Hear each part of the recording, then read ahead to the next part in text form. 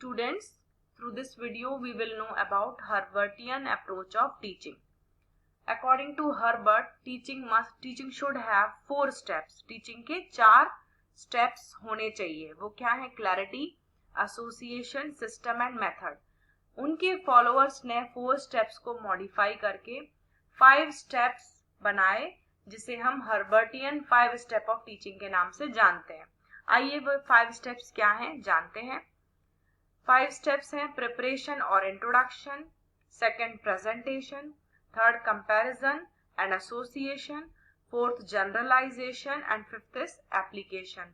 Let's know the first one, preparation और introduction. New knowledge को सिखाने के लिए पहले उनके प्रीवियस नॉलेज को टेस्ट करना चाहिए. प्रीवियस नॉलेज को टेस्ट करने के लिए कुछ क्वेश्चन या एक्टिविटी का सहारा लिया जा सकता है, और प्रीवियस नॉलेज को टेस्ट करने के बाद स्टूडेंट्स को नए नॉलेज को एक्वायर करने के लिए तैयार किया जाता है.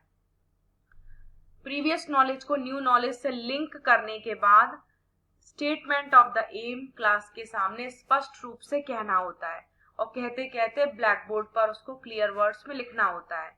स्टेटमेंट ऑफ द एम मतलब कि जो उद्देश्य के साथ आप कक्षा में आए हैं, आप जो भी एबिलिटीज बच्चों में डेवलप करना चाहते हैं, जो भी कॉन्सेप्ट बच्चों को सिखाना चाहते हैं, वह आपको क्लियरली क्लास के सामने बताना होता है.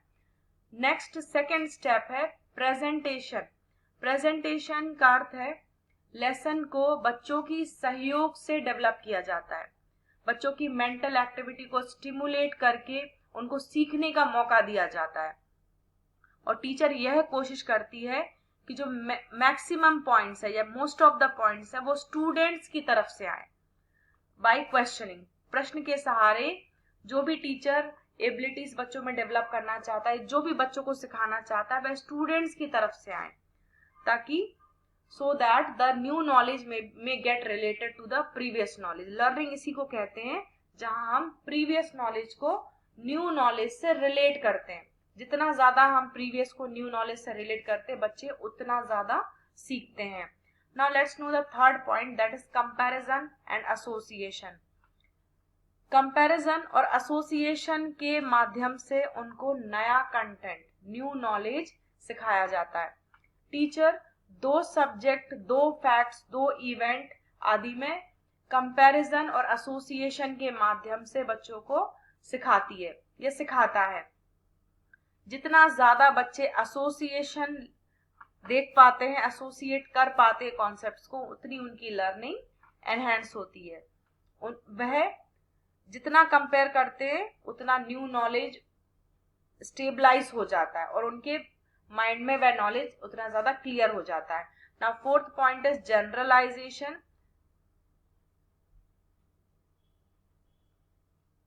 फोर्थ पॉइंट इज जनरलाइजेशन, जिसे हर्बर्ट ने सिस्टम का नाम दिया था. After explaining the main lesson, the people are provided with opportunities to think. Main lesson को एक्सप्लेन करने के बाद स्टूडेंट्स को मौका दिया जाता है ताकि वह सोच सके और कुछ कंक्लूजन पर पहुंच सके, कुछ समरी पर वो पहुंच सके, कुछ प्रिंसिपल या रूल को वो फॉर्मुलेट कर सके, जिससे वे अपनी लाइफ में वेरियस सिचुएशंस में उसको यूज कर सकें. Next is application. In application ये ऑब्जर्व किया जाता है कि स्टूडेंट्स न्यू सिचुएशन में नॉलेज को अप्लाई कर पा रहे हैं कि नहीं. Teacher verifies this by asking recapitulate question. Teacher application को वेरीफाई करने के लिए रिकैपिचुलेशन क्वेश्चंस पूछती है, जहां पर वह बच्चों को ये अपॉर्चुनिटी प्रोवाइड करती है कि वह जो नॉलेज उन्होंने एक्वायर किया है उसको न्यू सिचुएशंस में अप्लाई कर सके. और इस एप्लीकेशन से के माध्यम से टीचर ये जान जाती है कि जो न्यू नॉलेज है वो बच्चों को अच्छे से समझ में आ गया, या फिर न्यू नॉलेज स्टेबलाइज हो चुका है. आइए हम इसके कुछ स्टेप्स को जानते हैं. लेसन प्लान बनाने के लिए हर्बर्टियन अप्रोच के स्टेप्स को हम जानते हैं. पहला, आप लेसन प्लान नंबर सबसे ऊपर लिखते हैं, उसके बाद बाएं हाथ की तरफ डेट, टाइम, क्लास, सब्जेक्ट लिखते हैं. Average age of childrens, it is optional also, आप लिखना चाहें तो लिख सकते हैं. उसके बाद हम टॉपिक लिखते हैं. Aim of the lesson. Aim of the lesson 2 तरह के होते हैं, specific aim and general aim. specific aims are related to the topic, and general aim are related to the subject. Material aid means those aids or those material which help a teacher in teaching. वो सभी सामग्री जो teacher को teaching में मदद करते हैं और बच्चों को लर्निंग में मदद करते हैं. आगे है प्रीवियस नॉलेज. प्रीवियस नॉलेज मतलब वह नॉलेज जिसके आधार पर न्यू नॉलेज को बिल्ड किया जाना है.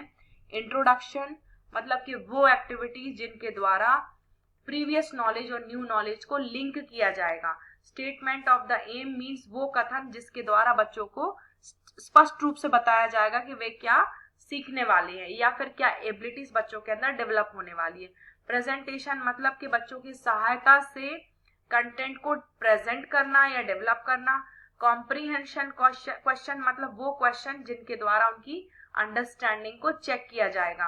ब्लैक बोर्ड समरी मतलब कि आपका planning of the black board है कि आप ब्लैक बोर्ड को डिफरेंट टाइम्स में किस तरह से यूज करोगे और ब्लैक बोर्ड पर कौन कौन से पॉइंट्स आप लिखोगे या मेंशन करोगे.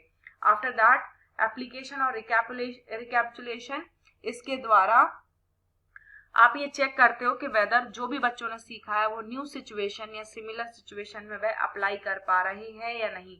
होमवर्क मतलब वह टास्क जो आप उनको घर से करने के लिए देंगे. So this is all about Herbartian approach of teaching. Thank you so much.